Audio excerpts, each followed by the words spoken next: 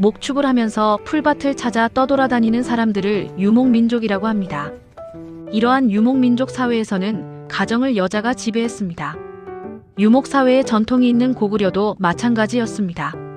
고구려의 우왕후야말로 한나라를 지배한 여걸이라고 할 수 있습니다.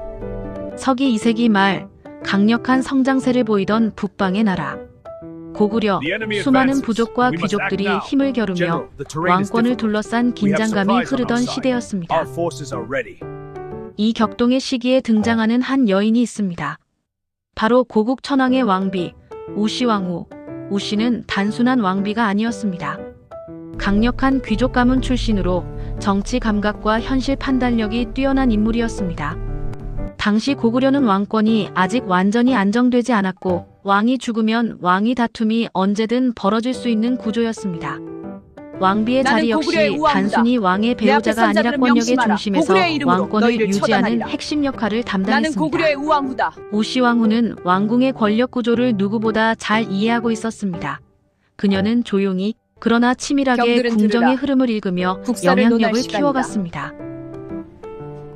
고국 천왕 역시 강력한 왕권을 구축하려 했던 공주였고 그 곁에서 우시왕후는 단순한 내조를 넘어 정치적 동반자에 가까운 존재로 자리 잡았습니다.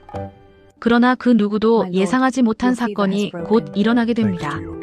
어느 날 왕비는 자신을 쫓는 호랑이를 피하느라 온몸이 땀으로 범벅이 되어 호랑이에게 먹히는 순간 왕비는 잠에서 깨어났습니다. 괴이한 꿈이었습니다. 왕비는 가슴을 쓸어내리며 물을 마시고 왕을 보니 자고 있는 듯 보였습니다. 왕비는 조심스레 왕의 입과 코에 손을 가져다 대니 왕이 숨을 쉬지 않는 것이었습니다.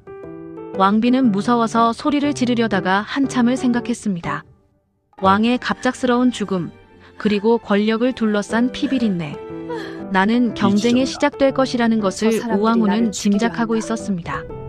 고국 천왕이 갑자기 세상을 떠나면 왕궁은 순식간에 혼란에 빠져듭니다. 고국 천왕과 우왕후 사이에는 자식이 없었습니다. 후계자가 명확하지 않은 상황은 수많은 왕족과 귀족들이 왕위를 노리는 것이 당연합니다. 왕이 죽는 순간 왕비 역시 위험해집니다. 새로운 왕이 즉위하면 전 왕의 왕비는 정치적 부담이 되거나 심지어 제거의 대상이 되기도 했기 때문입니다. 우시왕후는 누구보다 빨리 상황을 읽었습니다. 살아남기 위해 그리고 권력을 유지하기 위해 그녀는 선택을 해야 했습니다. 왕비는 결심을 하고 왕의 첫째 동생인 발기의 집으로 향했습니다. 발기는 한밤중에 자신을 찾은 왕비를 이상한 눈초리로 쏘아보며 형이나 잘못이라고 방에 들어오지도 못하게 하고 문전박대를 했습니다. 왕비는 돌아서면서 말했습니다. 교만한 너는 안 되겠구나. 너는 안 되겠구나. 왕비는 둘째 시동생인 연우의 집을 찾아갔습니다. 할 얘기가 있습니다. 연우는 반갑게 왕비를 맞아주었고 왕비의 얼굴이 창백한 것을 보고 예산일이 아니라고 생각하고 가족들 몰래 자신의 방으로 왕비를 모셨습니다. 이 밤중에 무슨 일로 오셨나요? 몹시 지쳐 보이시니 우선 따뜻한 음식이라도 드십시오. 그때 왕비는 자세를 바로 하고 말했습니다.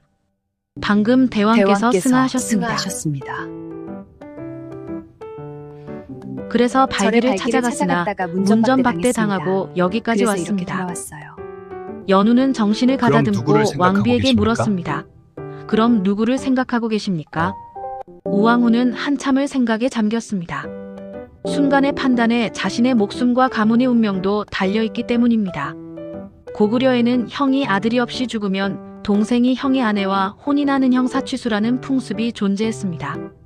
그러나 이 제도는 살기 힘든 백성들의 관습이었습니다.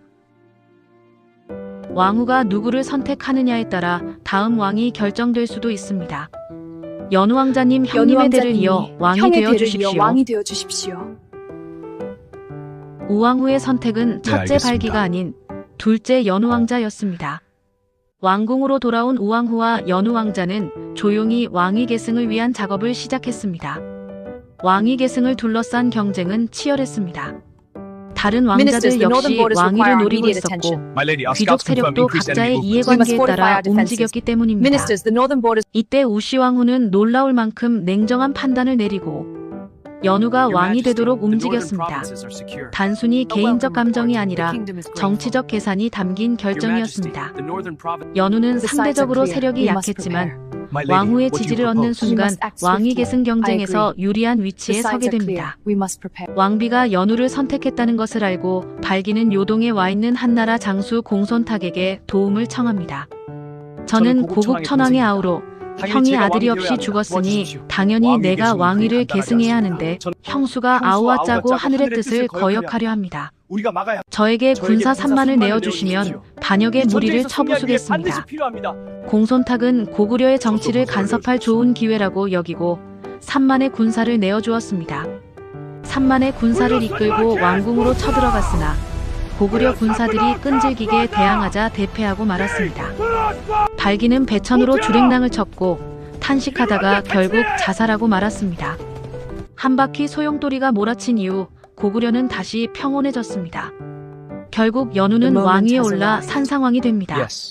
자신을 왕으로 만들어준 우왕후가 너무 고마웠습니다. 그래서 산상왕은 왕후에게 정식으로 요청합니다. 형 대신 제가 잘 보살펴드릴 테니 저의 부인이 되어 주십시오. 네, 전하. 그리고 우시왕후는 새 왕의 왕비로 다시 권력을 유지하게 됩니다. 왕이 바뀌었지만 궁궐의 중심은 여전히 그녀였습니다. 이 사건은 단순한 결혼이 아니었습니다. 한나라의 왕을 만들어낸 정치적 선택이었습니다. 그러나 이 결정은 후대에 큰 논란을 남기게 됩니다. 왕비가 권력을 위해 왕의 동생과 재혼했다는 사실은 윤리적 논쟁과 정치적 평가를 동시에 불러일으켰습니다. 우시왕후는 이후에도 고구려 궁정에서 막강한 영향력을 유지했습니다. 그녀의 선택 덕분에 왕위 계승 과정에서 큰 내전이 발생하지 않았고 왕권 역시 비교적 안정적으로 이어졌습니다. 그러나 우왕후와 산상왕 사이에도 7년이 지나도록 자식이 생기지 않았습니다. 왕은 초조해하는 왕비를 항상 다독여 주었습니다. 부인 너무 초조해하지 마십시오. 내일부터 나라 한명산을 찾아다니며 기도드립시다. 우왕후는 이런 산상왕이 너무나도 고마웠습니다. 그러나 후계자가 없는 왕은 항상 불안합니다. 신하들이 후궁을 드리라고 건의했지만 왕은 거절했습니다. 어느 날 천신에게 제사를 지내려고 돼지를 준비했는데 돼지가 도망쳤습니다. 군신들이 돼지를 잡으려 애썼지만 도저히 잡을 수가 없었습니다. 그런데 이때 20살 정도 되는 여자가 나타났고 돼지는 그녀 앞에 가만히 엎드렸습니다. 군사들이 이 사실을 산상왕에게 말하자 산상왕은 그 여자에 대해 호기심이 생겼습니다. 며칠이 지난 후 왕은 밤중에 여자의 집을 몰래 찾아갔습니다. 왕이 집을 찾자 여자는 급히 옷을 차려입고 왕을 맞이했습니다. 여자의 아름다움에 산상왕은 첫눈에 반해버렸고 두 사람은 정을 나누게 됩니다. 후녀라는 그 여자가 말을 합니다. 혹시라도 대왕의 아이를 가지게 된다면 저를 버리지 마옵소서. 산상왕은 알았다고 맹세합니다. 알았소. 그대를 지키리라. 산상왕이 후녀를 가까이하며 우왕후를 멀리하자 우왕후는 후녀를 죽이려고 군사들을 보냈습니다. 후녀는 남자 옷으로 갈아입고 도망쳤으나 결국 군사들에게 잡히고 맙니다. 군사들이 후녀를 죽이려고 하자 후녀는 소리칩니다. 이 무례한 놈들, 내 몸에 대왕의 뒤를 이을 아이들이 자라고 있으니 내 몸에 손을 댔다가는 너희들도 살아남지 못하리라.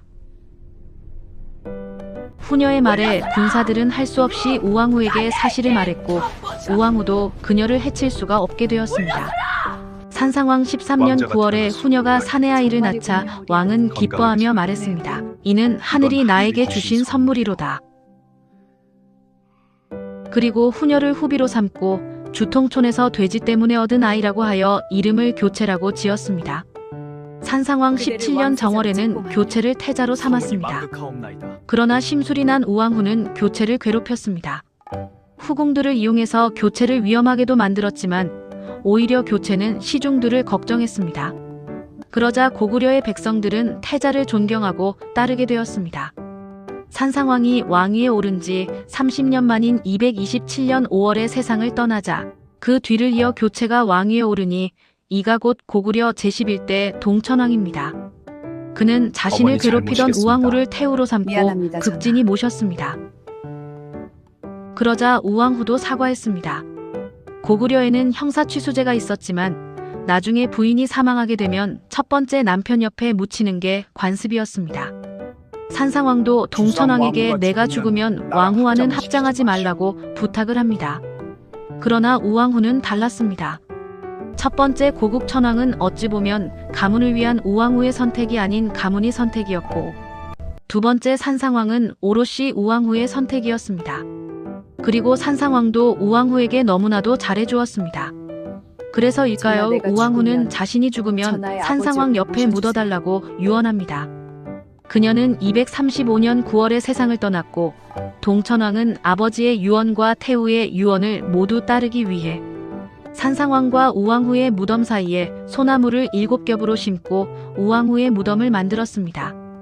여자의 몸으로 임금을 정한 우왕후의 행동은 고구려 시대에 여자의 지위가 전하, 높았다는 곁에 것을 상상 보여주는 보필하겠습니다. 사례이기도 합니다. 경의 중심에 그러나 시간이 흐르며 그녀의 행동은 여러 시선으로 평가되었습니다. 어떤 기록에서는 권력욕이 강한 여인으로 묘사되기도 했습니다. 또 어떤 경들은 시각에서는 들으라. 혼란 속에서 국사를 나라의 논할 안정을 시간이다. 선택한 현실적인 정치가로 평가되었습니다. 경들 고대 사회에서 여성의 정치 참여가 제한적이었던 상황을 General, the terrain is 생각하면 difficult. 우시 왕후의 존재 자체가 매우 특별한 사례였습니다. 그녀는 단순히 왕을 따라가는 존재가 아니라 권력의 흐름을 바꾸는 주체였습니다. 우시 왕후가 남긴 역사적 의미를 살펴보면 첫째, 고구려 왕위 계승 구조를 보여주는 중요한 사례입니다. 왕의 죽음 이후 왕비의 선택이 왕권의 향방을 결정했다는 점은 당시 정치 구조를 이해하는 핵심 자료가 됩니다.